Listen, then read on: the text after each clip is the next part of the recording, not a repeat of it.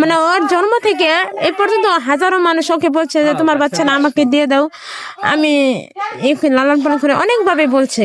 কিন্তু তারপর আমি বলছে যে আপনাদের কোটি টাকা একদিকে থুবেন আর আমার বাচ্চা আরেকদিকে, আমি বাচ্চা নিয়ে যাবো, কিন্তু আপনার কোটি টাকা আমার দরকার নাই। আপনি আমার কোটি টাকা দিবেন, হয়তো আমি বসে বসে খাবো, কিন্তু সারা জীবন আমার চোখের পানি পড়বে যে আমার বাচ্চাটা কেমন আছে, কেমন আছে, আমার বাচ্চা কতটুকু ভালো আছে। যখন এই বাচ্চাটা বড় হয়ে জানবে যে না আমার মা আমাকে টাকার কারণে বিক্রি করে দিছে, তার মনে তখন একটা আঘাত আসবে, আর ওই আঘাতে আমার কোটি টাকাও কিন্তু আমার কাছে থাকবে না, সুরমার হয়ে যাবে। ওই কোটি টাকা আমার কাছে তখন থাকবে না।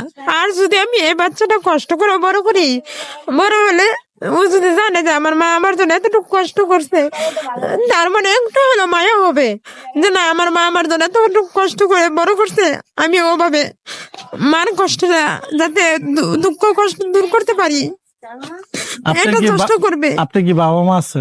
না, আমার বাবা মা নাই। মানে আপনার কোটি পৃথিবীর অর্ধেক দিয়ে দিলে আপনি দিবেন না? আপনার না না, আমার পৃথিবী অর্ধেক দেন, আমার সারা পৃথিবী দেখে দিল আমি দিব না। তো বোন তারা কেমন মা আমি দেখেন, ওরা মা যাতে নারী জাতে কলঙ্ক। আমি বলতে চাই তারা নারী জাতে কলঙ্ক। যে মা একটা সন্তানের কষ্ট দুঃখ বুঝবে না, সে আসলে মা না, সে কখন মা হতে পারে না। তার মনে কোনো মায়ে দয় নাই। যার যার বাচ্চা আমি যদি জন্ম দিই, এই বাচ্চার প্রতি আমার মায়া অবশ্যই হবে, কেন হবে না? কারণ আমি তাকে জন্ম দিছি, আমি 10 মাস 10 দিন গর্ভে ধারণ করছি, আমার কি কষ্ট হয় নাই? হওয়া কিন্তু সোজা না। মা হইতে গেলে অনেক কষ্ট করতে হয়। তা আমি এত কষ্ট করে জন্ম দিতে পারি, তাহলে আমি লালন পালন করতে পারবো না কেন? আমি তার লালন পালন কেন করতে পারবো না? আমি যদি লালন পালন করতেই না পারি, তাহলে জন্ম দেবো কেন? আমি চাচ্ছি যে মনে করুন আমার এই ছবিটা যে প্রথম ফেসবুকে আপলোড করছে, আমি তার দৃষ্টান্তমূলক শাস্তি দাবি করি। কারণ এ বাচ্চা নিয়ে আমাকে অনেক হয়রানি করতেছে। আমার নিজের বাচ্চা নিয়ে আমি কেন হয়রানি হব? উনি কি ওনার বাচ্চা নিয়ে হয়রানি হয়েছে? উনি তো ওনার বাচ্চা নিয়ে হয়রানি হচ্ছে না, উনি তো শান্তি মতো ঘুমাচ্ছে। কিন্তু আমি কেন হয়রানি হব? উনি যদি ওনার বাচ্চা নিয়ে ঘুমাইতে পারে, তাহলে আমি কেন ঘুমাইতে পারবো না আমার বাচ্চা নিয়ে? আমার অপরাধটা কি? আমার অপরাধটা ওনাকে বের করে দিতে বলেন যে আমি এই অপরাধটা করছি, আমার বাচ্চাটা নিয়ে বের হওয়া কি আমার অপরাধ? আমার কি কোনো স্বাধীনতা নাই?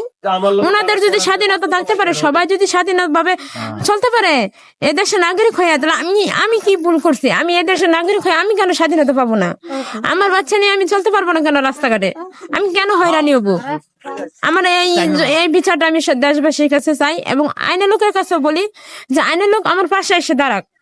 যে আমার ছবিগুলো পোস্ট করছে, আমি তাদের মধ্যে 2 জনের আইডি নাম জানি, চিনি, এবং একজনের ফোন নাম্বার আছে, মানে আমার কাছে নেই, আছে একজনের কাছে, আমি সেটা দিতে পারবো। আইনের লোক আমার পাশে এসে দাঁড়াক। আইনের আওতায় না। আমি 6 ফিট বাই 7 ফিট একটি রুম, সেই রুমের ভিতরে থাকতেছে, এর ভিতরে টয়লেটের সে পাইপও কিন্তু দেখেছি। মানে এত কষ্ট করে কিন্তু সে বসবাস করতেছে। তো আপনারা যে যেখান থেকে দেখছেন, সবার কাছে অনুরোধ করবো এই বোনটির পাশে আপনারা একটু দাঁড়াবেন, বোনটিকে একটু সাহায্য সহায়তা করবেন। আমরা ওনার ঠিকানাটা বলে দিচ্ছি। আপনার ঠিকানা হলো সবুজ বাংলা, মিরপুর 11 সবুজ বাংলা, মিরপুর 11 সবুজ বাংলা রোডে। এখানে আসলে এই বোনের ছবি দেখালে কিন্তু ওই বোন আপনারা দেখতে পাবেন। তো যে যেখান থেকে দেখছেন আপনারা সবাই একটু ওনার পাশে দাঁড়াবেন, সেটাই আপনাদের কাছে